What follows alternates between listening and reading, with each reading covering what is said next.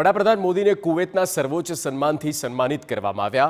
કુવૈતના અમીર શેખે પ્રધાનમંત્રી મોદીને સર્વોચ્ચ નાગરિક સન્માનથી સન્માનિત કર્યા છે।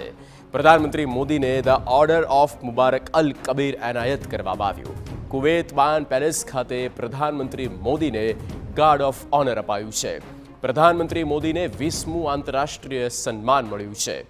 કોઈપણ દેશ દ્વારા વડાપ્રધાન મોદીને આપવામાં આવેલ આ 20મું આંતરરાષ્ટ્રીય સન્માન છે। મુબારક અલ કબીરનો ઓર્ડર કુવૈતનો નાઇટહુડ ઓર્ડર છે અને આ ઓર્ડર રાજ્યના વડા હોય, વિદેશી શાહી પરિવારના સભ્યો હોય કે પછી મિત્રતાના પ્રતીક તરીકે તેમને આપવામાં આવે છે।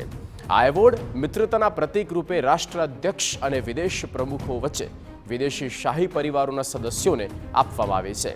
આ પહેલા બિલ ક્વિન્ટલ, પ્રિન્સ ચાર્લ્સ અને જ્યોર્જ બુશ સહિતના નેતાઓને આ સન્માન મળી ચૂક્યું છે।